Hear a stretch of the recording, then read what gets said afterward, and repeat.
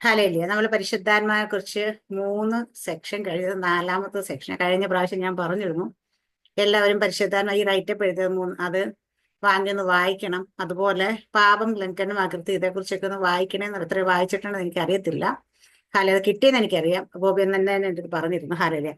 പരിശുദ്ധാത്മാവ്, നമ്മൾ പരിശുദ്ധാത്മാവിനെ കുറിച്ച് കേൾക്കാൻ ഞാൻ പറഞ്ഞു. ആത്മാവ്, ഹല്ലേലൂയ, അകമേ വരുന്ന ആത്മാവിനെ കുറിച്ച് നമ്മുടെ ഉള്ളിൽ പരിശുദ്ധാത്മ വരുമ്പോഴാണ് നമുക്ക് യേശു കർത്താവ് എന്ന് പറയാൻ സാധിക്കുകയുള്ളൂ. അതുകൊണ്ടാണ് കാര്യസ്ഥൻ യേശു കർത്താവ് യോഹന്നാന്റെ സുവിശേഷം 14ാം അധ്യായത്തിൽ ശിഷ്യന്മാരോട് പറഞ്ഞു, ഞാൻ പോകുന്നത് നല്ലത്, ഞാൻ പോയ കാര്യസ്ഥൻ നിങ്ങളുടെ അടുക്കലേക്ക് വരിക. കാര്യസ്ഥനാണ് നമ്മുടെ ഉള്ളിൽ. കാര്യസ്ഥൻ വന്നു കഴിഞ്ഞാൽ ഹല്ലേലൂയ, നമ്മളെ സകല സത്യത്തിലും വഴി നടത്തും. ഹല്ലേലൂയ. ആ കാര്യസ്ഥൻ നമ്മുടെ ഉള്ളിലുണ്ട്. പക്ഷേ എങ്കില് യേശു കർത്താവ് ലൂക്കോസിന് വന്നിട്ട് പറയും, ഹല്ലേലൂയ, എന്റെ മേൽ പരിശുദ്ധാത്മാവുണ്ട്. ഹല്ലേലൂയ. ബദ്ധന്മാരെ വിടുവിക്കാനും പീഡിതന്മാർക്ക് ഹല്ലേലൂയയുടെ സുവിശേഷം അറിയിക്കാനൊക്കെ ദൈവത്തിന്റെ ആത്മാവ് എന്റെ മേലുണ്ട് എന്ന് പറയാം. കാരണം ആ ആത്മാവാണ് നമ്മൾ പറയുന്നത്, പ്രവൃത്തിയുടെ ആത്മാവ് നമ്മുടെ മേൽ വരുന്നതാണ്. അപ്പോസ്തലപ്രവൃത്തി 2ാം അധ്യായം കണ്ടാൽ നമുക്ക് മനസ്സിലാകും. അവിടെ കൂടിയിരുന്ന് പ്രാർത്ഥിച്ചവരുടെ മേൽ പരിശുദ്ധാത്മാവ് പിളർന്നിരിക്കുന്ന അഗ്നിനാവ് പോലെ അവരുടെ മേൽ, ഓരോരുത്തരുടെ മേൽ പതിഞ്ഞു. ഹല്ലേലൂയ. അപ്പൊ പഴയ നിയമത്തിൽ ഉണ്ടായിരുന്നത് തന്നെയാണ് പ്രവാചകന്മാരുടെ മേൽ, രാജാക്കന്മാരുടെ മേൽ, ഹല്ലേലൂയ, എന്താ പറയാ, പുരോഹിതന്മാരുടെ മേൽ, ഇവരുടെ 3 പേരുടെ മേലും ഹല്ലേലൂയ ദൈവത്തിന്റെ ആത്മാവിനെ പകർന്നിരുന്നു. ഹല്ലേലൂയ. ന്യായാധിപന്മാരുടെ പുസ്തകമൊക്കെ എടുത്ത് വായിച്ച് നമുക്കറിയാം. ശിംശോനൊക്കെ ബെസ്റ്റ് എക്സാമ്പിൾ ആണ്. അതിനകത്ത് നമുക്ക് മനസ്സിലായി, ആത്മാവ് സ്ഥിരമായ ആത്മാവല്ല, അത് വന്നും പോയി നിൽക്കുന്ന ആത്മാവായിരുന്നു. ആത്മാവ് പ്രവർത്തിക്കണമെങ്കിൽ നമ്മുടെ ജീവിതത്തിൽ വിശുദ്ധി ഉണ്ടായിരിക്കണം. ഇത്രയും കാര്യങ്ങളാണ് നമ്മൾ പഠിച്ചത്. ഹല്ലേലൂയ. അപ്പൊ അവിടെ നമ്മൾ കണ്ടിരുന്നു ആത്മാവ് നമ്മുടെ പുതിയ നിയമത്തിലേക്ക് വരുമ്പോൾ അപ്പോസ്തലപ്രവൃത്തിയിൽ ആദ്യമായി പരിശുദ്ധാത്മാവ് കൂടിയിരുന്ന മാളിമുറയിൽ കൂടെ 120 മേൽ വരുന്നത്. അപ്പോസ്തല പ്രവൃത്തിയുടെ പുസ്തകത്തെ നമുക്ക് പറയാൻ പറ്റും അപ്പോസ്തല പ്രവൃത്തികൾ എന്നല്ല, പരിശുദ്ധാത്മാവിന്റെ പ്രവർത്തികൾ. കാരണം പരിശുദ്ധാത്മാവാണ് പിന്നീട് അങ്ങോട്ട് പ്രവർത്തിക്കുന്നത്. നമുക്ക് ആ പുസ്തകം വായിച്ച് മനസ്സിലാവും. പിന്നീട് എല്ലാം നടക്കുന്ന അത്ഭുതങ്ങളാലും അടയാളങ്ങളും വീര്യപ്രവൃത്തികളും എല്ലാം നടക്കുന്നത് അവർക്ക് ധൈര്യം കൊടുക്കുന്നു, അവരെ സുവിശേഷം ഘോഷണത്തിനാണ്, യേശുവിന്റെ കർത്താവിന്റെ സുവിശേഷത്തെ വ്യാപരിക്കുന്ന എല്ലാം എല്ലാവരുടെ മേലും വ്യാപരിച്ച പരിശുദ്ധാത്മാവിനാലാണ് അവർ ശുശ്രൂഷ മുഴുവൻ. അതുകൊണ്ടാണ് പരിശുദ്ധാത്മ പ്രവൃത്തികൾ എന്ന് പറയുന്നത്. ആ പുസ്തകത്തിന്റെ അവസാനമില്ല, അത് ഇന്നും കണ്ടിന്യൂ ചെയ്തുകൊണ്ടേയിരിക്കുന്നു. നമ്മളിലൂടെ എല്ലാം ചെയ്യുന്ന പരിശുദ്ധാത്മാവിന്റെ പ്രവൃത്തികൾ ഹല്ലേലൂയ, അത് അവസാനമില്ലാത്ത പുസ്തകം എന്ന് പറയാൻ പറ്റും. ഹല്ലേലൂയ. അപ്പൊ ഈ പരിശുദ്ധാത്മ പ്രവൃത്തികൾ വെളിപ്പെടുന്നത് കൊരിന്ത്യലേഖനം 1 കൊരിന്ത്യർ 12ാം അധ്യായത്തിൽ പറയുന്ന ചില കൃപാവരങ്ങൾ നമ്മുടെ മേൽ പകരും. എല്ലാവർക്കും അറിയാം, എല്ലാവർക്കും ഭയങ്കര ഇഷ്ടം കൃപാവരങ്ങൾ അല്ലേ? കൃപാവരങ്ങൾ കൃപാദാനങ്ങൾ വെച്ചാൽ ദൈവം നമുക്ക് പരിശുദ്ധാത്മ, ഗിഫ്റ്റ് ഓഫ് ഹോളി സ്പിരിറ്റ് എന്ന് പറയുന്നത് ഹല്ലേലൂയ, അത് പരിശുദ്ധാത്മാവിന്റെ വരങ്ങളാണ്. ഹല്ലേലൂയ. അല്ലെങ്കിൽ പരിശുദ്ധാത്മ നമുക്ക് തരുന്ന ഗിഫ്റ്റ് ആണ്. ആ ഗിഫ്റ്റുകളാണ് ഈ ഓപ്പറേറ്റ് ആയിക്കൊണ്ടേയിരിക്കുന്നത്. ആ ഗിഫ്റ്റുകൾ ഏതൊക്കെയാന്ന് എല്ലാവർക്കും 9 ഗിഫ്റ്റ് ഉണ്ട്. പരിശുദ്ധാത്മാവിന്റെ 9 കൃപാവരങ്ങളുണ്ട്. ഹല്ലേലൂയ. 4ാം അധ്യായം 12ാം അധ്യായം 4ാം വാക്യം തന്നെ വായിച്ചു കഴിഞ്ഞാൽ, ആരെങ്കിലും ഒന്ന് വായിക്കാവോ? 1 Corinthians chapter 12 verse 4. എന്നാൽ കൃപാവരങ്ങളിൽ വ്യത്യാസമുണ്ട്, ആത്മാവ് ഒന്നത്രേ. ശുശ്രൂഷകൾ വ്യത്യാസമുണ്ട്, കർത്താവ് ഒരുവൻ. വീര്യപ്രവൃത്തികളിൽ വ്യത്യാസമുണ്ട്, എങ്കിലും എല്ലാവരിലും എല്ലാം പ്രവർത്തിക്കുന്ന ദൈവം ഒരുവൻ. എന്നാൽ ഓരോരുത്തരും ആത്മാവിന്റെ പ്രകാശനം പൊതു പ്രയോജനത്തിന് നൽകപ്പെടുന്നു. ഒരുത്തിന് ആത്മാവിനാൽ ജ്ഞാനത്തിന്റെ വചനവും മറ്റൊരുത്തിന് അതേ ആത്മാവിനാൽ പരിജ്ഞാനത്തിന്റെ വചനവും നൽകപ്പെടുന്നു. വേറൊരുത്തിന് അതേ ആത്മാവിനാൽ വിശ്വാസം, മറ്റൊരുവന് അതേ ആത്മാവിനെ രോഗശാന്തികളുടെ വരം, മറ്റൊരുവിന് വീര്യപ്രവർത്തികൾ, മറ്റൊരുവിന് പ്രവചനം, മറ്റൊരുവിന് ആത്മാക്കളുടെ വിവേചനം, വേറൊരുവിന് പലവിധ ഭാഷകൾ, മറ്റൊരുവിന് ഭാഷകളുടെ വ്യാഖ്യാനം. എന്നാൽ ഇത് എല്ലാം പ്രവർത്തിക്കുന്നത് താൻ ഇച്ഛിക്കും പോലെ അവനവന് അതത് വരം പകർത്തു കൊടുക്കുന്ന ഒരേ ആത്മാവ് തന്നെ. ആമേൻ. സ്തോത്രം. ഹല്ലേലൂയ. ഇവിടെ കൃത്യമായി പറയുന്നത് മറ്റൊരുവൻ ചോദിച്ചേക്കുന്നിടത്ത് അത് കറക്റ്റായ ട്രാൻസ്ലേഷൻ അല്ല. ഒരുവനെ തന്നെ ഈ വരങ്ങളെല്ലാം ഓപ്പറേറ്റ് ആകാറുണ്ട്. ഹല്ലേലൂയ. അപ്പൊ ഇവിടെ പരിശുദ്ധാത്മാവിനാലാണ്. അതെന്തിനു വേണ്ടി? ആത്മാവിന്റെ പ്രകാശനം പൊതു പ്രയോജനത്തിനായി നൽകപ്പെട്ടു. അപ്പൊ നമ്മുടെ മേൽ പരിശുദ്ധാത്മാവ് എന്തിനാ ഇത് പകരുന്നെന്ന് ചോദിച്ചാൽ, ഇത് പൊതു പ്രയോജനത്തിനാണ്. മറ്റിടത്ത് പൗലോസ് പറയുന്നു, ഈ അത്യന്ത ശക്തി ഈ മൺകൂടാരത്തിൽ പകർന്നിരിക്കുന്നു എന്നേ ഉള്ളൂ, ഇത് ഞങ്ങളുടെ സ്വന്തമല്ല. ഹല്ലേലൂയ. അപ്പൊ ഇത് നമ്മുടെ സ്വന്തമല്ല, ഇത് കുടുംബസ്വത്തല്ല.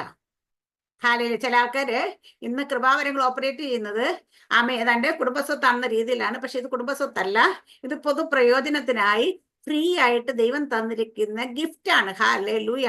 അപ്പൊ ഇവിടെ ആ കൃപാവരങ്ങളെ കുറിച്ച് പറയുമ്പോ ഇവിടെ പറയുന്നത് എപ്പത് ആത്മാവിന് ജ്ഞാനത്തിന്റെ വചനമാണ് ഒന്നാമത്തത്.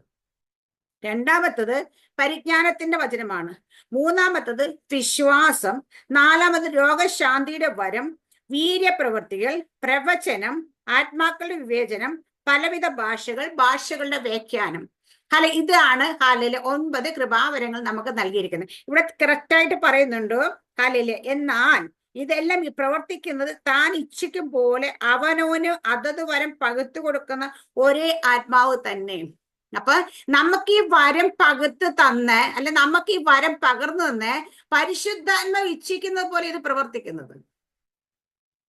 ഹല്ലേലൂയ. മറന്നു പോരുത്. അവിടെ ഞാൻ എപ്പോഴും പറയാറുണ്ട്, ചില ആൾക്കാരൊക്കെ പോസ്റ്ററൊക്കെ അടിക്കുമ്പോൾ അടിക്കാറുണ്ട്, ഓ super natural prophetic encounter, super natural healings, super natural miracles എന്നൊക്കെ പറഞ്ഞ് ഇന്ന ഡേറ്റിൽ ഇന്ന സ്ഥലത്ത് ഇന്ന ആള് ശുശ്രൂഷിക്ക് ഇന്ന നടക്കാൻ പോകുന്നു.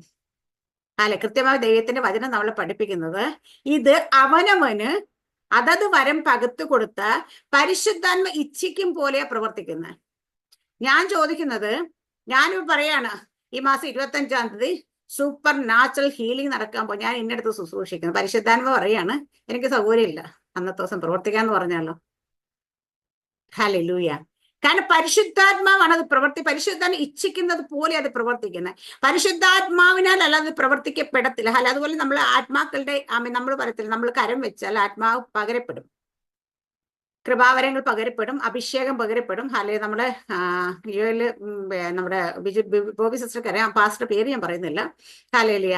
അപ്പൊ അവിടെ ദേവദാസ് ഉണ്ട്. അപ്പൊ ഞങ്ങളുടെ വീട്ടില് എൻ്റെ വീട്ടിൽ ഇടയ്ക്കിടയ്ക്ക് ആൾക്കാരൊക്കെ പ്രാർത്ഥിക്കാൻ വരാണ്. അപ്പൊ അവിടെ നമ്മുടെ തൊട്ടടുത്തുള്ള കൊച്ചു വന്നപ്പോൾ എൻ്റെ മോളുടെ അതേ പ്രായമുള്ള കുഞ്ഞു വന്നപ്പം അത് വന്ന് എൻ്റെ അടുത്ത് ഇരുന്നപ്പോൾ ഞാൻ ഇങ്ങനെ കൈ പിടിച്ചപ്പോൾ കുറെ പേര് പരിശുദ്ധ അഭിഷേകം പ്രാപിച്ചിട്ടുണ്ട്. അതിങ്ങനെ അഭിഷേകം പ്രാപിച്ചു. ഇവരന്നേരം ചെന്നിട്ട് ആ പാസ്റ്ററുടെ ശനിയാഴ്ച അവിടെ ഒരു മീറ്റിംഗ് നടക്കാറുണ്ട്. അപ്പൊ ശനിയാഴ്ച അടുത്ത് ചെന്നപ്പോൾ ഞാൻ അന്നേരം അങ്ങോട്ട് പോയപ്പോഴും പറഞ്ഞു, അവിടെ ചെന്ന് പറയരുത് എന്ന് പറഞ്ഞു. ഇവരത് കേൾക്കാം, അല്ല സിസ്റ്റർ പറയും, കാരണം ഇല്ലെങ്കിൽ ഇവളവിടെ നിന്ന് അന്യഭാഷ പറയുമ്പോൾ പാസ്റ്റർ പറയും ഇപ്പോൾ ഇവിടെ വന്ന് അഭിഷേകം പ്രാപിച്ചു, അത് വേണ്ട, അവൾ അഭിഷേകം പ്രാപിച്ചു അവിടെ നിന്നാന്ന് പറയാം. പുള്ളിക്കാർ ചെന്ന വഴിയെ പറഞ്ഞു. കഴിഞ്ഞ ദിവസം മിനിസ്റ്റർ വീട്ടിൽ പോയപ്പോഴത്തേന് മിനിസ്റ്റർ പ്രാപിച്ചു, കൊച്ചു അഭിഷേകം പ്രാപിച്ചു എന്ന് പറഞ്ഞു. അതുകൊണ്ട് കൊച്ചിന് സ്നാനപ്പെടണമെന്ന് പറഞ്ഞു എന്നൊക്കെ പറഞ്ഞു. കഴിച്ചു കഴിഞ്ഞപ്പോൾ നമ്മളവിടെ ഈ നമ്മൾ ആരാധന നടക്കുന്ന ആരാധനയൊക്കെ ഞാൻ കണ്ണടച്ച് നിൽക്കുക. പെട്ടെന്ന് എൻ്റെ കൈ വന്നിട്ട് പാസ്റ്റ് പിടിച്ചിട്ട് ആരുടെ കയ്യിലേക്ക് കൊടുത്തു. അപ്പൊ ഞാൻ ചോദിച്ചത് എന്താ കാര്യം, എനിക്കൊന്നും മനസ്സിലായില്ല. അപ്പൊ ഞാൻ പെട്ടെന്ന് കണ്ണു തുറന്നപ്പോഴത്തേന് നമ്മുടെ ചർച്ചിൽ വരുന്ന രക്ഷിക്കപ്പെട്ടിട്ടില്ല, സ്നാനപ്പെട്ടിട്ടില്ല, പക്ഷെ ബിസിനസ്സുകാരാണ്, വലിയ കാശുകാരാണ്, അവരുടെ മോൾ എൻ്റെ മുമ്പിൽ നിൽപ്പുണ്ട്. അവരുടെ ആ പെണ്ണിന്റെ കയ്യിലേക്ക് എൻ്റെ കൈ പിടിച്ച് കൊടുത്തേക്ക പാസ്റ്റർ വിചാരം എന്താ, ഞാൻ കൈ പിടിച്ച് അതിന്റെ മേൽ പരിശുദ്ധാത്മാവിന്റെ അഭിഷേകം ലഭിക്കുമെന്നുള്ളതാണ്. കാരണം ആ കൊച്ചിന് കിട്ടില്ല, അപ്പൊ ഇതും കിട്ടും. അപ്പൊ ദൈവാത്മാ എൻ്റെ അടുത്ത് പറഞ്ഞു, നീ കരം വിട്ടേക്കാൻ പറഞ്ഞു. അപ്പൊ എനിക്ക് മനസ്സിലായി, ഞാൻ കരം വിട്ടു. അത് കഴിയുമ്പോൾ പരിശുദ്ധാത്മ എൻ്റെ അവിടെ നിൽക്കുമ്പോൾ തന്നെ പറഞ്ഞു, ഈ ഉദ്ദേശത്തോടെ പുള്ളി പിടിച്ചു കൊടുത്തത്. അപ്പൊ ആ പുള്ളിക്ക് മനസ്സിലാത്തൊരു കാര്യമുണ്ട്, ഇത് എൻ്റെ ഇഷ്ടത്തിന് എനിക്ക് ഇഷ്ടമുള്ളവരുടെ മേൽ കൈവച്ച പകരത്തില്ല. ഹല്ലേലൂയ. ഇപ്പൊ എനിക്ക് ഇതിനകത്ത് ഇരിക്കുന്ന കൂട്ടത്തിൽ ബോബി സിസ്റ്ററെ ഏറ്റവും അടുത്തറിയാവുന്ന. ഹല്ലേലൂയ. എനിക്ക് ബോബി സിസ്റ്റർ ഭയങ്കര സ്നേഹമാണ്. എന്നാൽ ഞാൻ വിചാരിക്കും അങ്ങോട്ട് ചെല്ലുമ്പോൾ ബോബി സിസ്റ്ററെ കെട്ടിപ്പിടിച്ചിട്ട് എന്റെ മേലുള്ള ആത്മാവിന് മൊത്തം അങ്ങോട്ട് പകർന്നു കൊടുത്താൽ ബോബി സിസ്റ്റർ ഭയങ്കര സ്ട്രോങ് ആയിട്ടെന്ന് വിചാരിച്ചു. ഇത് പകരത്തില്ല. കാരണം ഞാൻ കെട്ടിപ്പിടിച്ചാലും ഞാൻ തലേ കൈവച്ചാലും ഞാൻ ഉന്തിയിട്ടാലും എന്ത് ചെയ്താലും ദൈവത്തിന്റെ ആത്മാവിന്റെ ഹിതപ്രകാരമല്ലാത്ത ഒന്നും, ബോബിയുടെ മേലുള്ള ശുശ്രൂഷയുടെ, ബോബിയുടെ മേലുള്ള കോളിങ്ങിനനുസരിച്ചുള്ളതല്ലാത്ത ഒന്നും ബോബിയുടെ മേൽ പകരപ്പെടത്തില്ല. ഹല്ലേലൂയ. അതേ സമയത്ത് മറ്റൊരാൾ അവിടെ നിൽക്കുന്ന മറ്റൊരാളുടെ മേലേക്ക് ദൈവത്തിന് ഭയങ്കര ഒരു പുള്ളിക്കാരുടെ വിലയും തെരഞ്ഞെടുപ്പും വേറെയാണെങ്കിൽ, ഒരു അഭിഷേകത്തിന്റെ ശുശ്രൂഷയാണെങ്കിൽ, ഒരു അത്ഭുതം വീര്യപ്രവൃത്തി നടക്കുക, അവരുടെ മേൽ ചിലപ്പോൾ ഭയങ്കര അതിശക്തമായ പരിശുദ്ധന്മാർ ഇറങ്ങും. കാരണം ഇത് പകുത്തു കൊടുക്കുന്ന അതതിന്റെ വരം പകുത്തു കൊടുക്കുന്ന പരിശുദ്ധാത്മാവിന്റെ ഹിതപ്രകാരം ഇത് നമ്മളോട് വർക്ക് ചെയ്യുന്നു. നമ്മൾ ഒരാൾ ചെയ്യുന്നത് കണ്ടിട്ട് എനിക്കത് ചെയ്യാം, അയ്യോ എനിക്കത് പറ്റുന്നില്ല എന്ന് അസൂയപ്പെട്ടിട്ടോ കുശുമ്പ് കൊണ്ടിട്ടോ ഒന്നും കാര്യമില്ല. കാരണം ഇത് നമ്മുടെ ഇഷ്ടപ്രകാരമല്ല. നമുക്ക് ആഗ്രഹിക്കാം, നമുക്ക് ചോദിക്കാം. കാരണം ദൈവത്തോട് കാരണം വാഞ്ചിക്കുന്നവർക്ക് തരുമെന്നാണ്. അപ്പൊ നമുക്ക് എന്തിനു വേണ്ടിയിട്ടാ ദൈവത്തിന് വേണ്ടി പ്രയോജനപ്പെടണമെന്നുള്ള ആഗ്രഹത്തെ നമുക്ക് വാഞ്ചിക്കാം. അസൂയ മൂത്തിട്ട് വാഞ്ചിക്കരുത്. ഹല്ലേലൂയ. അപ്പൊ നമുക്ക് അങ്ങനെ വാഞ്ചിച്ച് നമുക്ക് ഇത് അതുപോലെ തന്നെ ഞാൻ പറയും, ഇപ്പൊ നമുക്കൊക്കെ നമ്മുടെ കുഞ്ഞുങ്ങളോട് ഏറ്റവും വലിയ സ്നേഹം അല്ലേ. അപ്പൊ നമ്മൾ കേൾക്കാവോ, എന്റെ മേലുള്ള എന്റെ മോക്ക് ഇരിക്കട്ടെ എന്ന് വെച്ച് എന്റെ മോളെ കെട്ടിപ്പിടിച്ച് ഞാൻ ഇത് കൊടുത്ത പകരുമോ? ഇല്ല. കാരണം അവളുടെ മേല് ദൈവത്തിന്റെ വിളിയും തെരഞ്ഞെടുപ്പും അനുസരിച്ചുള്ളതിനനുസരിച്ചേ പകരത്തുള്ളൂ. ചിലപ്പോൾ എന്നെക്കാട്ടി വലിയ ശുശ്രൂഷയൊക്കെ അവളുടെ മേലുണ്ടെങ്കിൽ അതിനെക്കാട്ടി വലിയ രീതിയിൽ അത് പകരപ്പെടും. ഹല്ലേലൂയ. അപ്പൊ പരിശുദ്ധാത്മ ഒരിക്കലും നമ്മുടെ ഇഷ്ടത്തിനനുസരിച്ച്, നമ്മുടെ ആഗ്രഹത്തിനനുസരിച്ച് നമ്മൾ വിളിക്കുന്നിടത്ത് വന്ന് നമ്മൾക്ക് ഇഷ്ടപ്പെടുന്ന പോലെ ചെയ്യുന്നതല്ല ദൈവത്തിന്റെ ആത്മാവ്. നേരെ മറിച്ച് ദൈവത്തിന്റെ ആത്മാവിന്റെ ഇഷ്ടത്തിനനുസരിച്ച് നമ്മളെ ഉപയോഗിക്കാനാണ് ഇഷ്ടപ്പെടുന്നത്.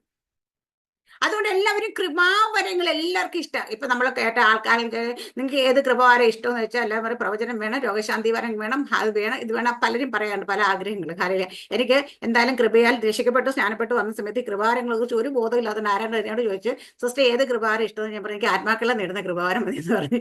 ഹാലയില അതൊക്കെയാണ് പറഞ്ഞു. അങ്ങനെ കൃപാവരം എഴുതപ്പെട്ടിട്ടില്ല. ഹാലയില.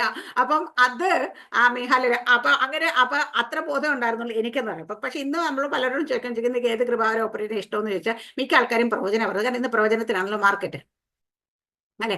പക്ഷെ ഈ കൃപാവരങ്ങൾ നമ്മൾ ഓപ്പറേറ്റ് ചെയ്യുമ്പോൾ അതോടൊപ്പം ചേർത്ത് നമ്മളെ പഠിപ്പിക്കുന്ന ഒരു കാര്യമുണ്ട്, ആത്മാവിന്റെ ഫലം. ഗലാത്യ ലേഖനത്തിനകത്ത് നമ്മൾ പഠിക്കുന്ന ആത്മാവിന്റെ ഫലം 5-ാം അധ്യായത്തിൽ പറയുന്ന ജഡത്തിന്റെ പ്രവൃത്തികൾ എന്ന് പറഞ്ഞിട്ട് ആത്മാവിന്റെ ഫലമോ എന്ന്. അപ്പൊ ജഡത്തിന്റെ പ്രവൃത്തി വായിച്ചാൽ നമുക്കൊരു ലിസ്റ്റ് അവിടെ കൊടുത്തിട്ടുണ്ട്. ഈ ജഡത്തിന്റെ പ്രവൃത്തി നമ്മളെല്ലാവരും ജഡീകരായിരുന്നത് കൊണ്ടും നമ്മൾ രക്ഷിക്കപ്പെട്ട് സ്നാനപ്പെട്ട് ഇതിലേക്ക് വരുമ്പം ഈ ജഡത്തിന്റെ പ്രവൃത്തി എല്ലാവരിലും ഉണ്ടാവും. ഏതെങ്കിലുമൊക്കെ കുറെ സ്വഭാവങ്ങളും ഉണ്ടോ എന്ന് വായിക്കാന്ന് എടുക്കാം സിസ്റ്റർ. അത് 16 തുടങ്ങി വായിച്ചു 5-ന്റെ ഗലാത്യ ലേഖനം, ഗലേഷ്യൻസ് chapter 5 verses 16 onwards. ആത്മാവിനെ അനുസരിച്ച് നടപ്പീൻ, എന്നാൽ നിങ്ങൾ ജഡത്തിന്റെ മോഹം നിവർത്തിക്കയില്ലെന്ന് ഞാൻ പറയുന്നു. ജഡാഭിലാഷം ആത്മാവിനും ആത്മാഭിലാഷം ജഡത്തിന് വിരോധമായിരിക്കുന്നു. നിങ്ങൾ ഇച്ഛിക്കുന്നത് ചെയ്യാതെ വണ്ണം അവ തമ്മിൽ പ്രതികൂലമല്ലോ. ആത്മാവിനെ അനുസരിച്ച് നടക്കുന്നുവെങ്കിൽ നിങ്ങൾ ന്യായപ്രമാണത്തിന് കീഴിലുള്ളവരല്ല. ജഡത്തിന്റെ പ്രവൃത്തികളോ ദുർനടപ്പ്, അശുദ്ധി, ദുഷ്കാമം, വിഗ്രഹാരാധന, ആഭിചാരം, പക, പിണക്കം, ജാരശങ്ക, ക്രോധം, ശാഠ്യം, ദ്വന്ദ്വപക്ഷം, ഭിന്നത, അസൂയ, മദ്യപാനം, വെറുക്കൂട്ടം മുതലായവ എന്ന് വെളിവാകുന്നു. ഈ വക പ്രവർത്തിക്കുന്നവർ ദൈവരാജ്യം അവകാശമാക്കുകയില്ല എന്ന് ഞാൻ മുമ്പേ പറഞ്ഞതുപോലെ ഇപ്പോഴും നിങ്ങളോട് മുൻകൂട്ടി പറയുന്നു. ആത്മാവിന്റെ ഫലമോ സ്നേഹം, സന്തോഷം, സമാധാനം, ദീർഘക്ഷമ, ദയ, പരോപകാരം, വിശ്വസ്തത, സൗമ്യത, ഇന്ദ്രിയജയം. ഈ വകയ്ക്ക് വിരോധമായി ഒരു ന്യായപ്രമാണവുമില്ല. ആമേൻ. ഹല്ലേലൂയ. ഇവിടെ നമ്മള് ആത്മാവിനെ അനുസരിച്ച് നടപ്പ് എന്ന ജഡത്തിന്റെ മോഹം നിവർത്തിക്കുകയില്ല. റോമാലേഖനം 8-ാം അധ്യായത്തിലാണെങ്കിൽ ഇതിനെ കുറിച്ച് വിശദമായി പറയുന്നത് നമ്മുടെ രാവിലത്തെ മെസ്സേജ് അതായിരുന്നു. ഹാലയിൽ കേട്ടിട്ടില്ലാത്ത യൂട്യൂബിൽ 6 മണിക്ക് പോസ്റ്റ് ആവും. ഇന്ന് കയറി കേട്ട് നോക്കുക ഹാലയിൽ. അപ്പൊ നിങ്ങൾക്ക് മനസ്സിലാവും ഹാലയിൽ ആത്മാവിനെ കുറിച്ച്, ആത്മാവിനെ അനുസരിച്ച് എങ്ങനെ നടക്കുന്നതിനെ കുറിച്ച്. ഹാലയിൽ ഇവിടെ പറയുന്നത് ആത്മാവിനെ അനുസരിച്ച് ഞാൻ നേരത്തെ പറഞ്ഞത് നമ്മുടെ ഇഷ്ടത്തിന് നമ്മൾ ആത്മാവിനെ വിളിച്ച് ഒരിടത്ത് കൊണ്ടുപോയി നമ്മുടെ ഇഷ്ടത്തിന് പ്രവർത്തിപ്പിക്കാനായിട്ട് ആരും ആഗ്രഹിക്കരുത്. ആത്മാവിന്റെ ഇഷ്ടത്തിന് നമ്മൾ നടക്കണം. ഹാലയിൽ ആത്മാവിനനുസരിച്ച് എന്നാൽ നിങ്ങൾ ജഡത്തിന്റെ പ്രവൃത്തികൾ നിവർത്തിക്കുകയില്ല എന്നിവ. ജഡാഭിലാഷം ആത്മാവിനും ആത്മാഭിലാഷം ജഡത്തിനും വിരോധമായി ഇരിക്കുന്നു. ഹാലൂയ. അപ്പൊ നമ്മൾ ജഡപ്രകാരം എന്തെങ്കിലുമൊക്കെ ചെയ്യണമെന്ന് ആഗ്രഹിച്ചാൽ അത് പലപ്പോഴും ആത്മാവിന് വിരോധമായിരിക്കും. എന്നിട്ട് ഇവിടെ പറയുന്ന എന്നിട്ട് നമ്മൾ ഇച്ഛിക്കുന്ന ചെയ്യാതെ വണ്ണം അത് ഹാലൂയ തമ്മിൽ പ്രതികൂലമല്ലോ. അപ്പൊ ജഡം എന്ത് പറഞ്ഞാലും ജഡത്തിന്റെ ഇഷ്ടങ്ങളൊന്നും ആത്മാവിന്റെ ഇഷ്ടമാകത്തില്ല. പക്ഷെ ആത്മാവിന്റെ ഇഷ്ടത്തിന് നമ്മൾ ജഡത്തിനെ അഭ്യസിപ്പിക്കുകയാണെങ്കിൽ അത് ഹാലൂയ അത് നമുക്ക് കൂടുതൽ നല്ലതായിരിക്കുമെന്നുള്ള. ഇവിടെ പറയുന്ന ജഡത്തിന്റെ പ്രവൃത്തികൾ. എന്നിട്ട് പറയുന്ന ആത്മാവിനെ നടപ്പ് എങ്കിൽ നിങ്ങൾ ന്യായപ്രമാണത്തിന് കീഴിലുള്ളവരല്ല. അപ്പം റോമാലേഖനം 8-ാം അധ്യായത്തിൽ തുടക്കത്തിൽ തന്നെ പറയുന്ന നമ്മൾ ഹാലയിൽ ഇപ്പോൾ നമ്മൾ ക്രിസ്തു യേശുള്ളവർക്ക് ഒരു ശിക്ഷാവിധിയും ഇല്ല എന്ന് പറഞ്ഞുകൊണ്ട് തുടർന്ന് 8-ാം അധ്യായത്തിന് 1-ാം വരും. കാരണം എന്താ, നമ്മൾ ആത്മാവിനെ അനുസരിച്ച് നടക്കുന്നുവെങ്കിൽ ന്യായപ്രമാണത്തിന് കീഴിലുള്ളവരല്ല. അതുകൊണ്ട് നമുക്കൊരു ശിക്ഷാവിധി ഇല്ലെന്നുള്ള. പക്ഷെ ആത്മാവിനനുസരിച്ച് നടക്കാതെ നമ്മുടെ ഇഷ്ടത്തിന് നടന്നിട്ട് നമുക്കിപ്പോ ഒരു ശിക്ഷാവിധി ഇല്ലെന്ന് പറഞ്ഞു കഴിഞ്ഞാൽ അത് രണ്ടും കൂടെ പോകത്തില്ല. ഹാലേലിയ. അപ്പൊ ഇവിടെ ആത്മാവിനനുസരിച്ച് നടക്കുക. അപ്പൊ ജഡത്തിന്റെ പ്രവൃത്തികളോ എന്ന് പറഞ്ഞിട്ട് ഹാലേലിയ ദുർനടപ്പ്, അശുദ്ധി, ദുഷ്കാമം, വിഗ്രഹാരാധന, ആഭിചാരം, പക, പിണക്കം, ജാരശങ്ക, ക്രോധം, ശാഠ്യം, ദ്വന്ദ്വപക്ഷം, ഭിന്നത, അസൂയ, മദ്യപാനം, വെറിക്കൂത്ത് മുതലായ എന്ന് വെളിവാകുന്നു. ഇതിലെ കുറെ സ്വഭാവങ്ങളൊക്കെ നമുക്കുണ്ടാവും. ഹല്ലേലൂയ. ഇവിടെ നമ്മൾ പറയും ജഡത്തിന്, അപ്പൊ നമ്മൾ പറയും ജഡത്തിന്റെ പ്രവൃത്തികളാണ് നമ്മൾ ചെയ്യാറില്ല. ആദ്യത്തെ പ്രവൃത്തി ചോദിച്ചു കഴിഞ്ഞാൽ ദുർനടപ്പ്, നല്ല നടപ്പല്ലാത്ത ദൈവത്തിന്റെ ഹിതപ്രകാരമല്ല നമ്മൾ ഏത് വഴി നടന്നാലും ദുർനടപ്പെന്നാ പറയുന്നത്. അപ്പൊ നമ്മൾ വിചാരിക്കും കള്ളു കുടിച്ച് എന്താ പറയാ അങ്ങനെ ഇങ്ങനെ നടക്കുന്ന ദുർനടപ്പ് അല്ല. ദൈവത്തിന്റെ ഹിതപ്രകാരമല്ല നടക്കുന്നതൊക്കെ ദുർനടപ്പിൽ പെടും. ഹാലയില്ലേ. നമ്മൾ ദൈവത്തിന്റെ ഇഷ്ടത്തിനനുസരിച്ചല്ല നമ്മുടെ ഇഷ്ടത്തിനനുസരിച്ച് പൊയ്ക്കൊണ്ടിരിക്കുകയാണ്. നമ്മുടെ ജഡം പറയുന്നിടത്തേക്ക് നമ്മൾ പോകണേ ദുർനടപ്പിൽ കൂട്ടാൻ പറ്റും. അടുത്ത് പറയുന്നത് ഹാലയില്ല അശുദ്ധി. നമ്മുടെ വിശുദ്ധിയെ നമ്മളുമായിട്ട് കമ്പയർ ചെയ്ത് വിശുദ്ധിയെ കണക്കാക്കില്ല. നമ്മുടെ ദൈവം വിശുദ്ധനാണ്. നമ്മുടെ ദൈവത്തെ പറഞ്ഞ ഹോളിയാണെന്ന് പറയാം. അപ്പൊ ആ ദൈവം വിശുദ്ധൻ, അതിവിശുദ്ധൻ, ആ ദൈവത്തിനെ വെച്ച് വേണം നമ്മുടെ വിശുദ്ധിയെ കമ്പയർ ചെയ്യാൻ. അപ്പൊ നമ്മൾ ഹാലയിലെ അശുദ്ധി ഉള്ളത് നമുക്ക് മനസ്സിലാക്കാൻ പറ്റും. ഹാലെ അടുത്ത ദുഷ്കാമം, ദൈവഹിതമല്ലാത്ത അല്ലെങ്കിൽ ഹാലയിലെ ഹെവൻലി ഡിസിപ്ലിൻ അല്ലാത്ത നമുക്കുണ്ടാകുന്ന കാമം എല്ലാം ഹാലേ ദുഷ്കാമത്തിലേക്ക് വരും. ഹാലയിലെ അടുത്ത പറയുന്നത് വിഗ്രഹ ആരാധന. ദൈവത്തെക്കാട്ടി ഉപരിയായി മറ്റെന്തിനു നമ്മൾ സ്ഥാനം കൊടുത്താൽ, ഇപ്പൊ മക്കളാകാം, ജോലിയാകാം, ഹാലെ ശുശ്രൂഷയാകാം, അല്ലെ അങ്ങനെ പലതും നമുക്ക് ഹാലെ വിഗ്രഹമായി മാറാറുണ്ട്. കാരണം ദൈവത്തെക്കാട്ടി പ്രയോറിറ്റി കൊടുക്കുന്ന എല്ലാം നമുക്ക് വിഗ്രഹമാണ്. ഹാലലുയ. അടുത്ത ആഭിചാരം. നമ്മൾ ആരും ആഭിചാരം ചെയ്യല, പക്ഷേ ഹാലിൽ മത്സരമുള്ളവരൊക്കെ ആഭിചാരം ചെയ്യുന്ന പോലെയാണ്. മത്സരം ആഭിചാര ദോഷത്തെക്കാട്ടി ഭയാനകമാണ്. അപ്പൊ അതുകൊണ്ട് നമ്മൾ മത്സര ബുദ്ധിയുണ്ട്. നമ്മൾ കുഞ്ഞുങ്ങളെയൊക്കെ മത്സരിക്കാൻ പഠിപ്പിക്കാറുണ്ടല്ലേ. ഫസ്റ്റ് വാങ്ങിച്ചോണം, അവനെക്കാട്ട് കൂടുതൽ വാങ്ങിക്കണം, അവനെക്കാട്ട് മുമ്പിലെത്തണം. ഇതൊക്കെ പറയുമ്പോൾ നമ്മൾ കുഞ്ഞുങ്ങളെ മത്സരിക്കാൻ പഠിപ്പിക്കുകയാണ്. ഈ മത്സരം ആഭിചാര ദോഷം പോലെ ഭയാനകമാണ്. നമ്മൾ ഹാലലിയ അവിടുത്തെ പറയുന്നത് ഹാലലിയ പക, പിണക്കം, ഇതൊക്കെ ഇല്ലാത്ത ആൾക്കാരുണ്ടോ? ഉണ്ടോ സിസ്റ്ററെ? ഞാൻ ആരോടും പകയൊന്നും വെച്ചോണ്ടിരിക്കാറില്ല, ഞാൻ ആരോടും പിണങ്ങിയിരിക്കാറില്ല എന്നൊക്കെ പറയുന്നുണ്ടെങ്കിൽ നമ്മൾ വിചാരിക്കും അങ്ങനെയൊക്കെ ആൾക്കാരുണ്ടെങ്കിൽ അവരൊക്കെ വിശുദ്ധന്മാരുടെ കൂട്ടത്തെ അങ്ങ് എന്താ പറയുക കണ്ണാടി കുട്ടിലേക്ക് കയറ്റി വെക്കേണ്ടി വരും എന്നൊക്കെ. പക്ഷെ അപ്പൊ നമ്മളൊക്കെ മനുഷ്യരായതുകൊണ്ട് പകയും പിണക്കും ഒക്കെ നമ്മൾ വരും. പക്ഷെ ഇത് വെച്ചുകൊണ്ടിരിക്കുമ്പോഴാണ് പ്രശ്നമാകുന്നത്. അതൊക്കെ അപ്പൊ തന്നെ നമ്മൾ ഉപേക്ഷിച്ച് കളയണം.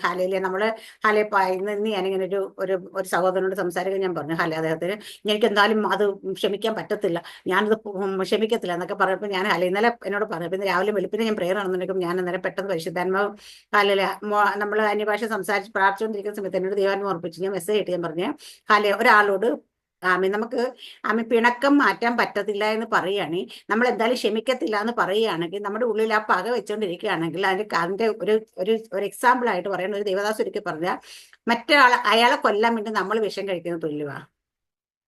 എനിക്കിപ്പോ ബോബി സിസ്റ്ററോട് ഭയങ്കര പിണക്കം, പക ഇങ്ങനെ ഉള്ളിലിരിക്കാം, ഞാൻ ഒരിക്കലും അത് ക്ഷമിക്കത്തില്ല എന്ന് പറഞ്ഞിരിക്കുന്നെങ്കിൽ എന്റെ മനസ്സിൽ ഉദ്ദേശിച്ചത് ബോബി സിസ്റ്റർ മരിക്കണം, പക്ഷേ വിഷം കഴിക്കുന്നവരെ ഞാനാ വിഷം. അപ്പൊ ആര് മരിക്കും? ഞാനാ മരിക്കുന്നത്. അതുപോലെ നമ്മൾ പക വെച്ചുകൊണ്ടിരുന്നുള്ള കാര്യം കാരണം എന്ന് വെച്ചാൽ നമ്മൾ ഒരാളോട് ബിറ്റർനെസ്, കയ്പോ പകയൊക്കെ മനസ്സിൽ വെച്ചുകൊണ്ടിരുന്നാൽ നമ്മുടെ ബ്ലെസ്സിങ്ങളെ സ്റ്റോപ്പ്. ആ മനുഷ്യർ അവരറിയുന്ന പോലും ഉണ്ടാവില്ല ചിലപ്പോൾ. അവരെ സംബന്ധിച്ചിടത്തോളം ഒരു വിഷയമില്ല അതിൻ്റെ. പക്ഷെ നമ്മൾ വെച്ചുകൊണ്ടിരിക്കുന്ന പക നമ്മുടെ അനുഗ്രഹത്തെ തടയും, നമ്മുടെ ജീവിതത്തിൽ വേണ്ട പല ബ്ലെസ്സിങ്ങുകളെയും സ്റ്റോപ്പ് ചെയ്യും. അതുകൊണ്ടാണ് നമ്മൾ ആരോടും പകയും പിണക്കവും വെക്കരുന്ന് വേദപുസ്തകം നമ്മളെ പഠിപ്പിക്കും. ഇവിടെ പറയുന്ന പക, പിണക്കം. അടുത്ത ജാരശങ്ക എന്ന് വെച്ചാൽ സംശയരോഗം. ഹല്ലേലൂയ. അടുത്തത് ഇപ്പൊ ആരെങ്കിലും മൊബൈൽ നമ്മൾ കാണാതെ നമ്മൾ അറിയാതെ മൊബൈലൊക്കെ കൊണ്ട് വെച്ച് ഓപ്പറേറ്റ് ചെയ്യുന്നുണ്ട്, എന്തോ സീക്രട്ട് ഉണ്ടെന്ന് തോന്നുന്നു കേട്ടോ. ആരും കാണാതെ കൊണ്ട് ആരും കാണാതെ പോയിട്ട് സീക്രട്ട് ഫോൺ ഇതൊക്കെ കാണുമ്പോൾ മനസ്സിൽ വരുന്ന ജാരശങ്ക എന്ന് പറയും. മറ്റുള്ളവരെ സംശയിക്കുന്നതാണത്. അടുത്ത ക്രോധം, കോപത്തിന്റെ മൂർത്ത ഭാവത്തിലുള്ള ക്രോധം.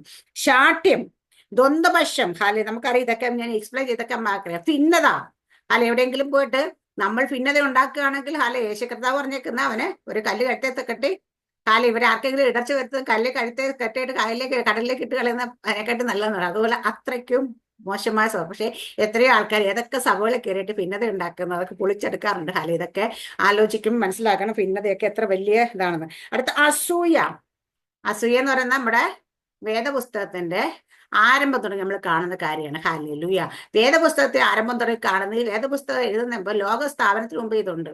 എവിടെയാന്ന് വെച്ചാൽ പിശാജ് ലൂസിയലിന് ദൈവത്തോട് എന്താ നെഗളം വന്ന് അവന് സിംഹാസനം ദൈവത്തോടൊപ്പം ഇരിക്കണമെന്ന് തോന്നി. അതിനെക്കാട്ടി മുകളിൽ കയറി ഇരിക്കും എന്നൊക്കെ മനസ്സിൽ പറഞ്ഞതിന്റെ കാര്യം എന്ന് വെച്ചാൽ അസൂയ മുത്തട്ടെ. ദൈവത്തെ എല്ലാവരും ആരാധിക്കുന്നുണ്ട്. അപ്പോൾ ദൈവത്തെ എല്ലാവരും എന്നാ പിന്നെ എന്നെ എന്താ എല്ലാവരും ആരാധിക്കത്തെ, ഇവരൊക്കെ എന്നെ അല്ലേ ആരാധിക്കുന്നത് എന്നൊക്കെ ഹൃദയത്തെ. അപ്പൊ ഇത് അസൂയ അവിടെ തുടങ്ങിയത്.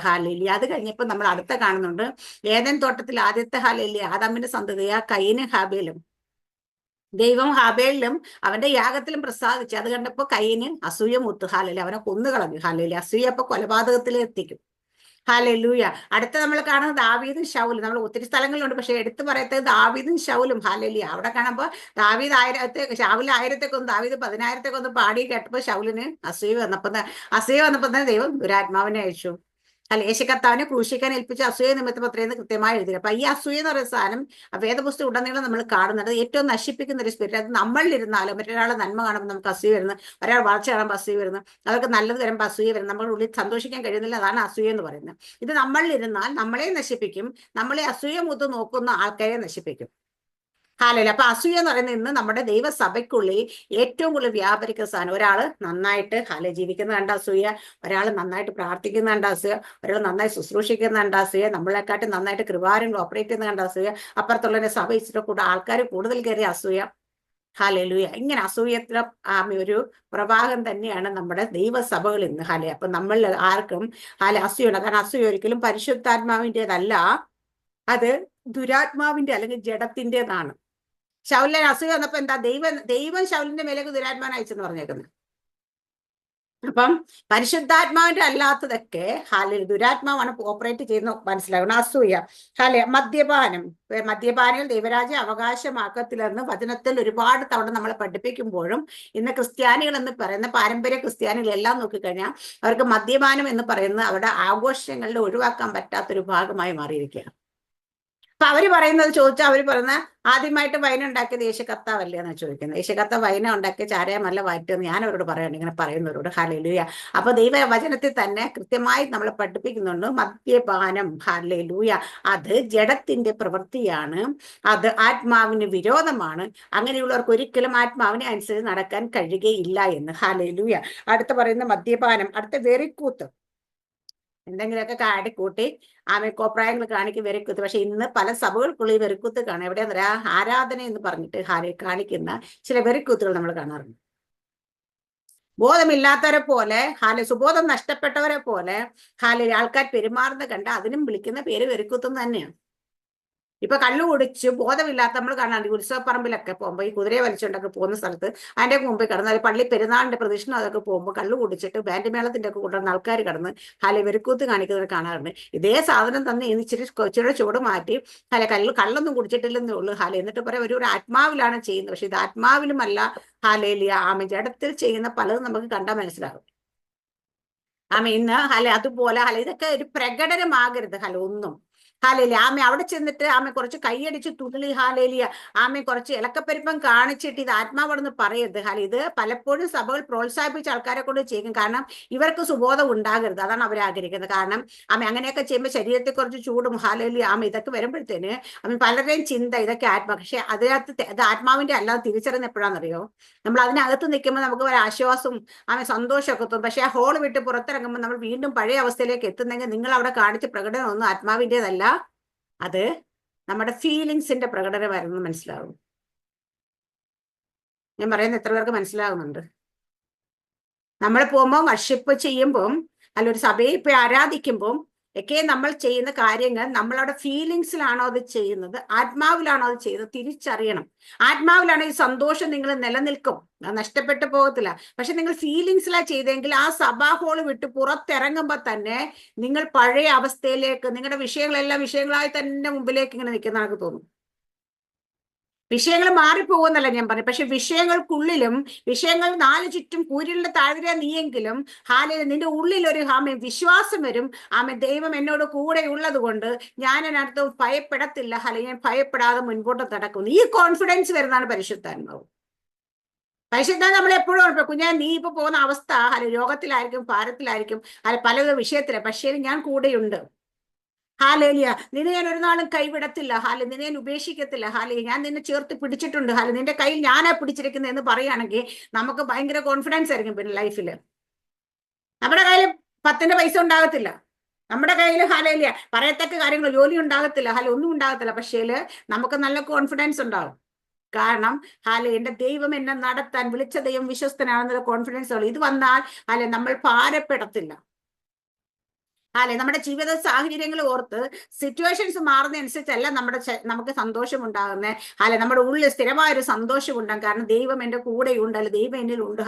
ദൈവം അറിയാതെ എൻ്റെ തലനിലും കൂടി വീഴത്തില്ല എന്നുള്ള കോൺഫിഡൻസ് ഉണ്ടാകും. ഇവിടെ അടുത്ത നമ്മൾ ആത്മാവിന്റെ ഫലത്തിലേക്ക് നമ്മൾ വന്നെങ്കിൽ ഈ ജഡത്തിന്റെ പ്രവൃത്തിയെ കുറിച്ച് പറഞ്ഞിട്ട് അതിലേക്ക് പോകാന്ന് വെച്ചാൽ നമ്മൾ ആത്മാവിന്റെ ഫലം നമുക്ക് വരുമ്പോൾ ജഡത്തിന്റെ പ്രവൃത്തിയിൽ പോകാൻ പറയേണ്ട കാര്യമില്ല. ആത്മാവിന്റെ ഫലത്തെ നമ്മൾ നിറയുമ്പോഴത്തേക്ക് ജഡത്തിന്റെ പ്രവൃത്തി അറിയാതെ നമ്മൾ ഇന്ന് പോയിരിക്കും. വെളിച്ചം വരുമ്പം ഇരുളിനോട് പോകാൻ പറയണ്ട. നമ്മുടെ റൂമിനകത്ത് നമ്മൾ സ്വിച്ച് ഇട്ട് കഴിഞ്ഞാൽ അവിടെ നിൽക്കുന്ന ഇരുട്ട് പോയിരിക്കും, പോകണം. കാരണം വെച്ചാൽ വെളിച്ചത്തിന് മുമ്പ് ഇരുട്ടിന് നിൽക്കാൻ പറ്റരുത്. അതുകൊണ്ട് ആത്മാവിന്റെ ഫലത്തിൽ നമ്മൾ നിറയാൻ തുടങ്ങിക്കഴിഞ്ഞാൽ ഹാലേലിയ ജഡത്തിൻ്റെതായിട്ട് എല്ലാം നമ്മളിന്ന് വിട്ടുമാറി. നമ്മൾ പോലും ഞാനൊക്കെ പലപ്പോഴും പറയാറുണ്ട്, ആ സ്വഭാവമൊക്കെ ഇങ്ങോട്ട് പോയെന്ന് എങ്ങനെ പോയെന്ന് പോലും മനസ്സിലാകുന്നില്ല. കാരണം നമ്മൾ ആത്മാവിനോട് കൂടുതൽ ചേർന്നിരിക്കുമ്പം ആത്മാവിന്റെ പല സ്വഭാവത്തിലേക്ക് നമ്മൾ അടുത്ത് വരുമ്പോൾ നമ്മളുണ്ടാകുന്ന പല സ്വഭാവങ്ങളും വിട്ടുമാറിയത് നമ്മൾ അറിയുന്ന പോലും ഇല്ല. അയ്യോ ഇതൊക്കെ പോയോ, നമുക്ക് ഈ സ്വഭാവം ഉണ്ടായിരുന്നല്ലോ, ഇതൊക്കെ കുറച്ച് കഴിയുമ്പോൾ നമ്മളിന്ന് ആലോചിക്കുക ഇതൊക്കെ പോയത് പോലും നമുക്ക് മനസ്സിലാവും. അപ്പൊ അതുകൊണ്ട് ആത്മാവിന്റെ ഫലത്തിൽ നമ്മൾ എത്തുമ്പോഴേക്ക് ജഡത്തിന്റെ പ്രവൃത്തി നമ്മൾ ഇന്ന് പോയിരിക്കും. ആത്മാവിന്റെ ഫലത്തെക്കുറിച്ച് ആദ്യത്തെ ഫലം സ്നേഹമാണ്. ഹല്ലേലൂയ. നമ്മുടെ ദൈവത്തെ കുറിച്ച് പറയാണ്, ദൈവം സ്നേഹമാണ്. ഹല്ലേലൂയ. അപ്പൊ യോഹന്നാന്റെ സുവിശേഷം 3-ാം അധ്യായത്തിന്റെ 16-ാം വാക്യം വായിച്ചു കഴിഞ്ഞാൽ, വായിച്ചു.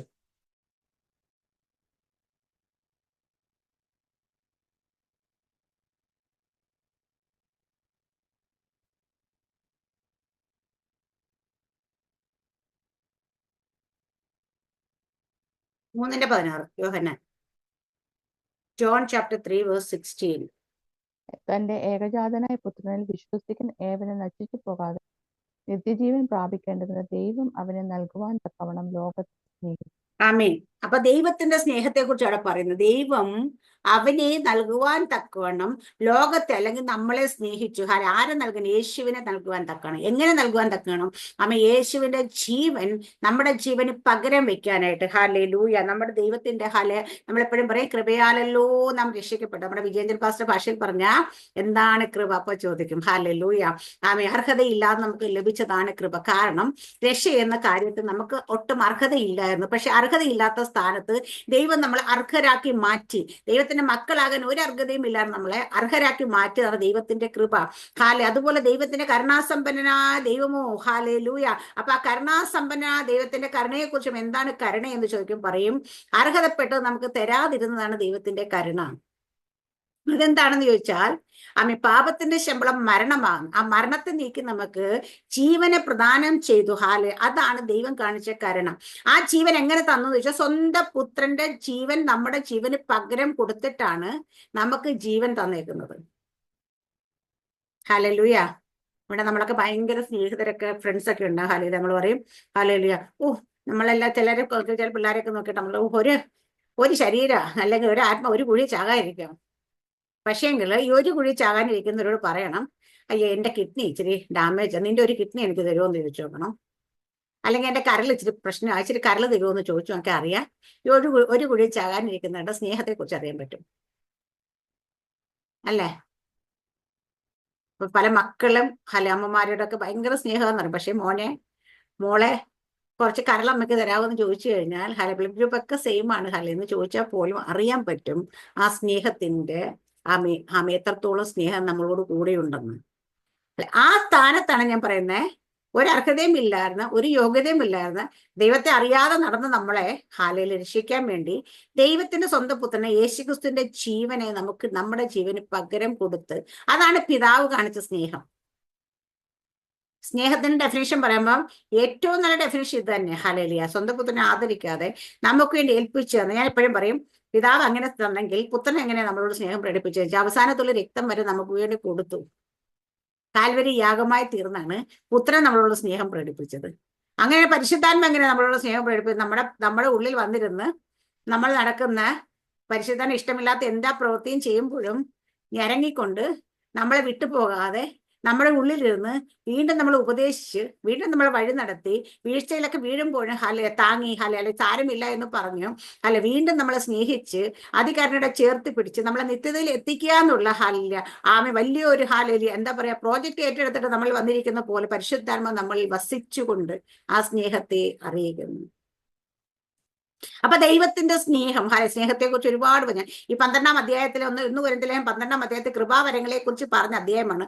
ആ അധ്യായം കഴിഞ്ഞ് ഉടനെ 13-ാം അധ്യായം സ്നേഹത്തിന്റെ അധ്യായം നമുക്ക് പറയാം.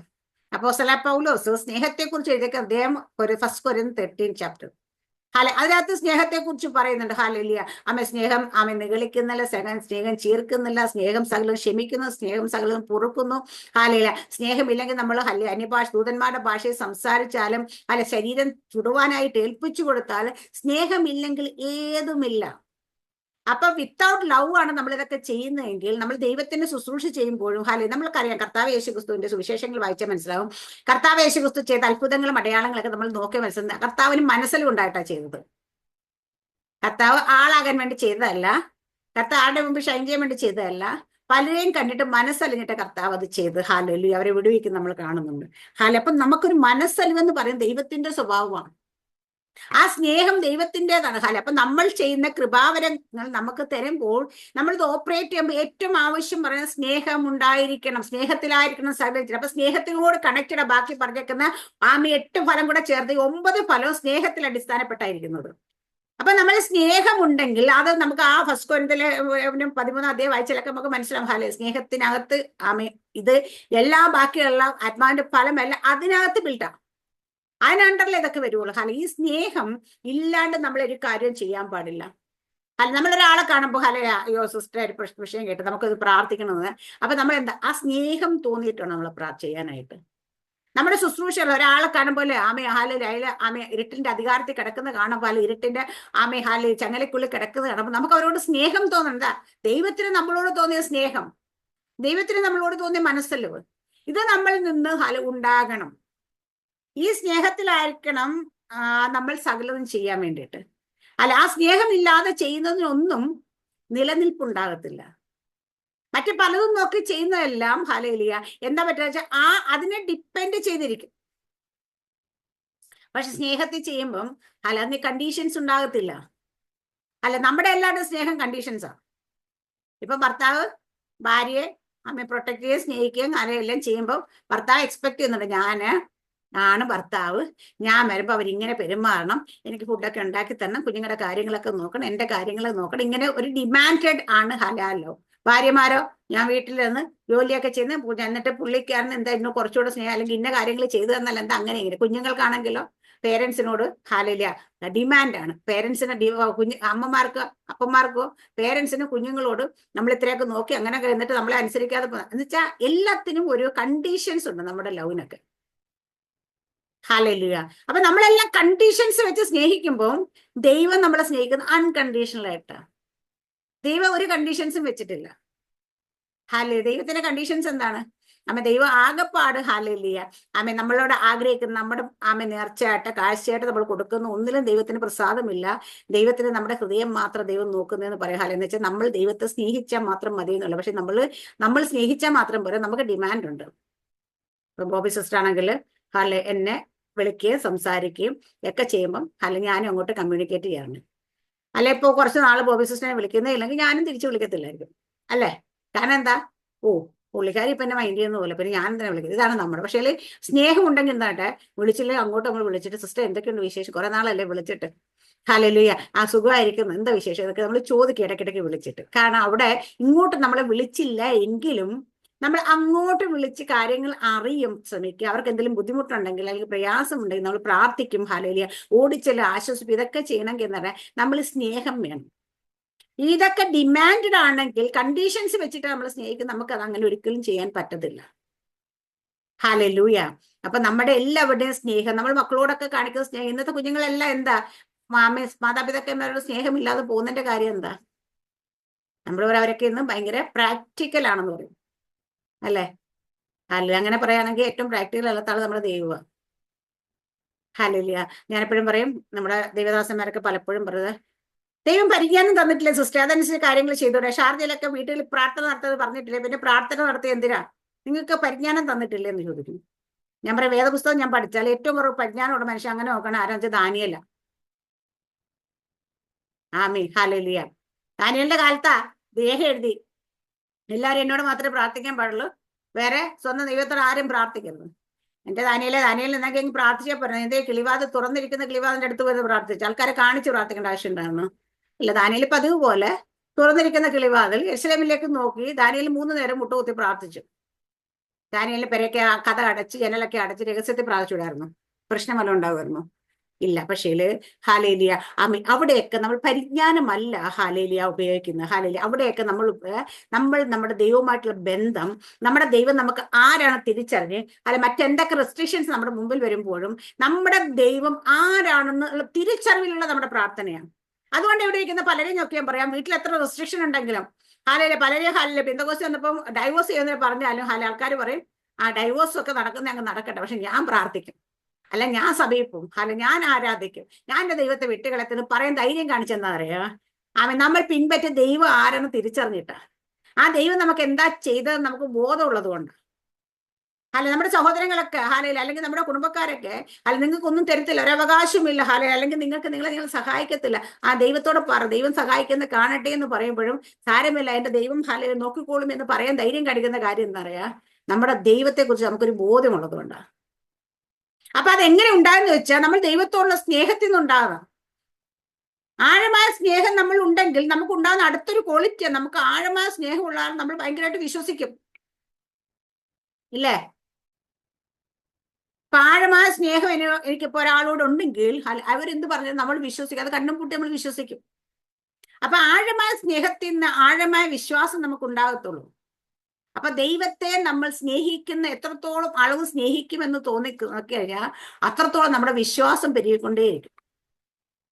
അപ്പൊ പല ആൾക്കാർക്കും വിശ്വസിക്കാൻ പറ്റുന്നില്ലെങ്കിൽ നിങ്ങൾ ദൈവമായിട്ടുള്ള സ്നേഹത്തിലേക്ക് ആഴത്തിലേക്ക് എത്തിയിട്ടില്ല എന്നുള്ളത് അതിന്റെ തെളിവ്. ആലില്ല, സ്നേഹം നമ്മൾ വന്നാൽ അടുത്ത കൃപാപരമായ ആത്മാവിന്റെ പോലാണ് സന്തോഷം.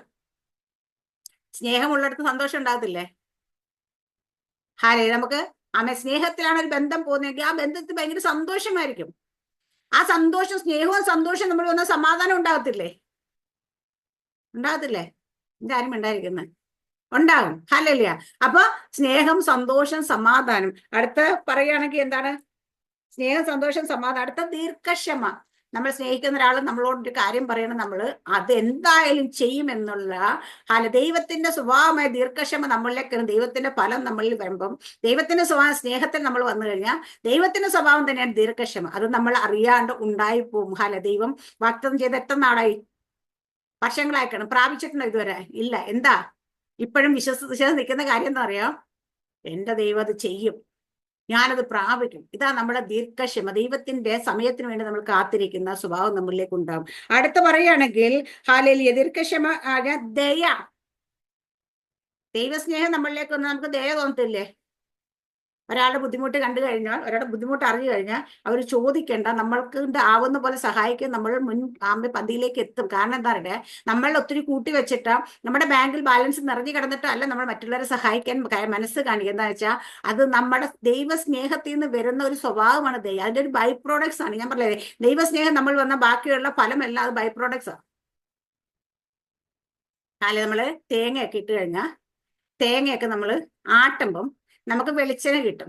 പക്ഷെ വെളിച്ചെണ്ണയോടൊപ്പം നമുക്ക് കിട്ടുന്ന ഒരു കാര്യമുണ്ട്, കൊപ്ര കിട്ടും.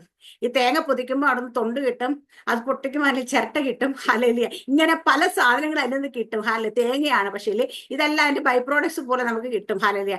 ആക്ച്വലി തേങ്ങയാണ്, നമ്മൾ കൊപ്രയാണ് എടുക്കുന്നതൊക്കെ ആണെങ്കിലും ഇതെല്ലാ കാര്യങ്ങളും നമുക്ക് ഉപയോഗിക്കാൻ പറ്റുന്ന രീതി കിട്ടും. ഇതുപോലെ സ്നേഹത്തിന്റെ ബൈ പ്രോഡക്ട്സ് ആണ് ഈ പറയുന്ന എല്ലാം. സ്നേഹം ഉണ്ടെങ്കിൽ ഇതെല്ലാം അതിന്റെ കൂട്ടത്തിൽ അങ്ങ് വരും.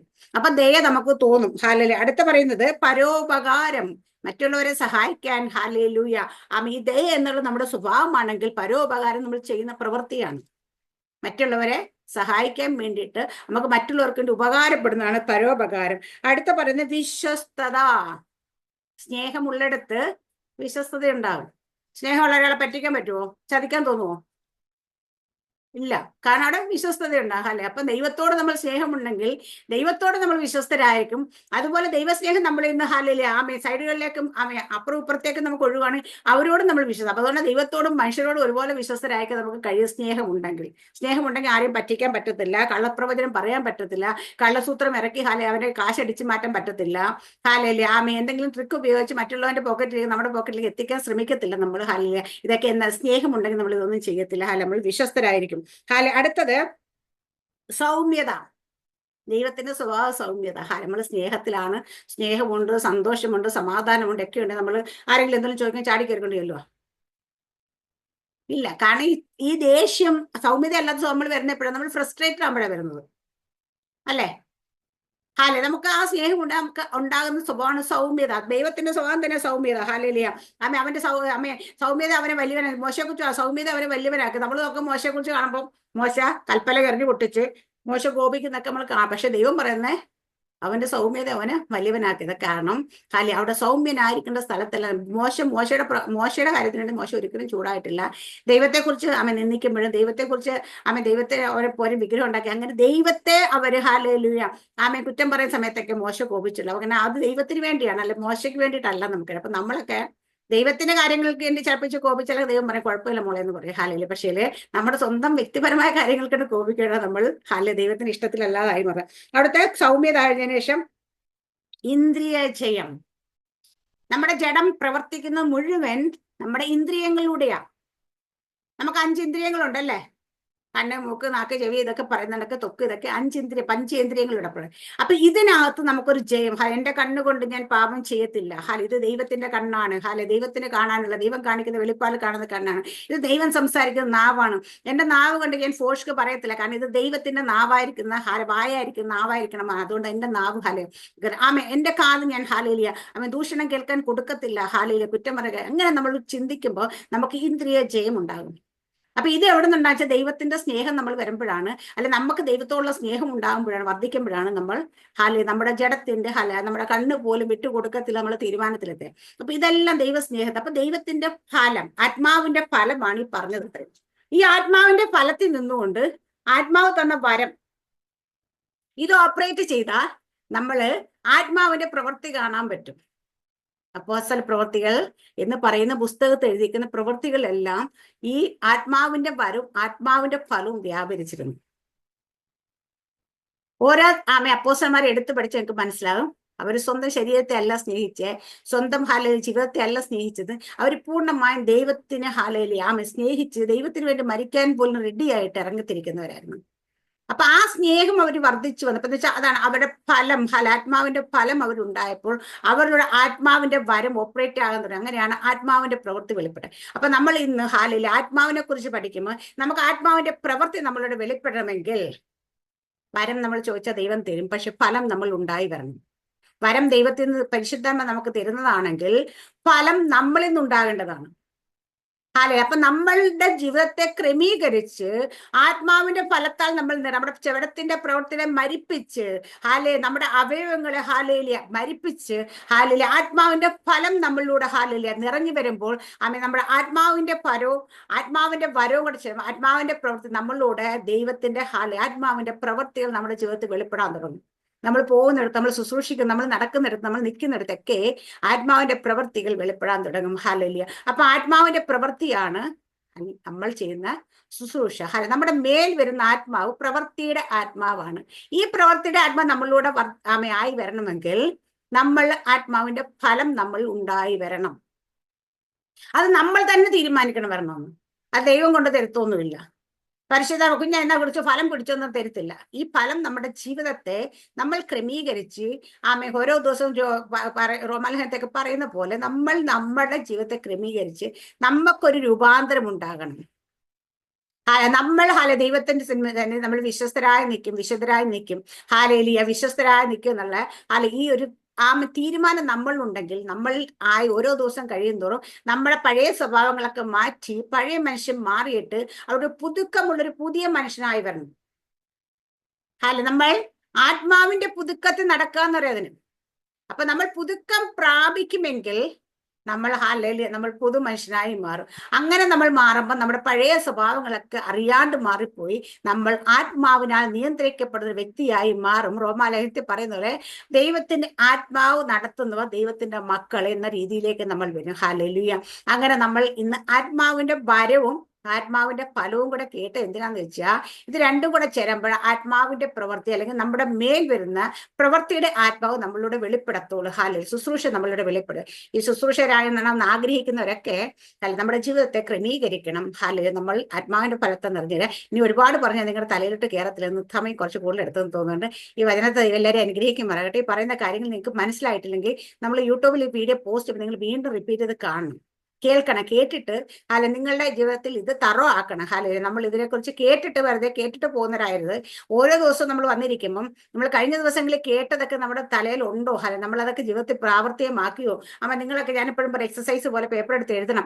ജഡത്തിന്റെ പ്രവൃത്തികളെ കുറിച്ച് എഴുതണം. നമ്മുടെ ഇതിൽ ഏതൊക്കെ പ്രവൃത്തി നമ്മൾ ഇപ്പോഴും നിലനിൽക്കണം അതിനെയൊക്കെ ടിക്കണം. മറ്റേതൊക്കെ പൂർണ്ണമായി മാറിയിട്ട് 100% ആണെങ്കിൽ വെട്ടിക്കളയണം. ഇല്ലെങ്കിൽ 50% പോയിട്ടുണ്ടെങ്കിൽ 50% അവിടെ എഴുതി വെക്കണം. അതൊരു ആത്മാവിന്റെ ഫലവും എഴുതണം. അതിനകത്ത് ഏതൊക്കെ ഫലം നമ്മളിൽ 100% ശതമാനം ഉണ്ടെന്ന് വെച്ചാൽ അത് എഴുതി, ഇല്ലെങ്കിൽ 10 ഉള്ളെങ്കിൽ 10, 20 ഉള്ളെങ്കിൽ 20, അങ്ങനെ എഴുതി നിങ്ങൾ എല്ലാ ആഴ്ച ഇത് വെച്ച് എക്സസൈസ് ചെയ്യണമെങ്കിൽ നിങ്ങൾക്ക് മനസ്സിലാവും ഹാലലിയ. കുറച്ച് ദിവസങ്ങൾ കഴിയുമ്പോൾ നിങ്ങളിൽ നിന്ന് ഹാലലിയ ഈ ജഡത്തിന്റെ പ്രവൃത്തി എല്ലാം 0 ആകുന്നു, ആത്മാവിന്റെ ഫലമൊക്കെ 100 ആകുന്നതും കാണാൻ പറ്റും. പക്ഷെ ആത്മാവിന്റെ ഫലം 100 ആയിട്ടുള്ള ഇപ്പൊ ഇരിക്കുന്ന ആരെങ്കിലും ഉണ്ടെന്ന് എനിക്ക് തോന്നുന്നില്ല, ഞാൻ ഉൾപ്പെടെ ഇല്ല ഹാലലിയ. പക്ഷേ അങ്ങനെ ആയി വന്നു കഴിഞ്ഞാൽ നിങ്ങൾ നടക്കുമ്പോൾ നിങ്ങളുടെ നെഴലുകെട്ട് രോഗികൾ സൗഖ്യമാകുന്ന പോലെ ഹാലലിയ നമ്മൾ പൂർണ്ണമായും ഫുൾനെസ് ഓഫ് ഹോളി സ്പിരിറ്റ് നമ്മളിവിടെ വെളിപ്പെടാൻ തുടങ്ങും ഹാലലിയ. അങ്ങനെ എല്ലാവരും ആയി തീർന്നതാണ്. ഇനിയുള്ള കാലഘട്ടത്തിൽ നമ്മൾ നിൽക്കുന്ന കാലഘട്ടം വളരെ മോശമായ ഒരു കാലഘട്ടം നമ്മൾ നിൽക്കുന്നത്. അതുകൊണ്ട് ഇനിയും തുടങ്ങി ആത്മാവിന്റെ പ്രവൃത്തി തന്നെ വെളിപ്പെടുക തന്നെ വേണം, എന്നാലേ മുൻപോട്ട് പോകാനായിട്ട് കഴിയത്തുള്ളൂ. ദൈവസഭയ്ക്ക് ഹാലലിയ. ആമേൻ ഹാലലിയ. വളരെ ആമേൻ. ഒത്തിരി ഉത്തരവാദിത്തം നമുക്കുണ്ട്. ആ ഉത്തരവാദിത്തങ്ങൾ ചെയ്യണമെങ്കിൽ നമ്മളെല്ലാവരും ആത്മാവിന്റെ ഫലത്തിൽ നിറഞ്ഞു വരണം. ഇപ്പൊ ഞാൻ എല്ലാവരും അനുഗ്രഹിക്കുമാറാകട്ടെ. ആമേൻ. സ്തോത്രം. God bless you.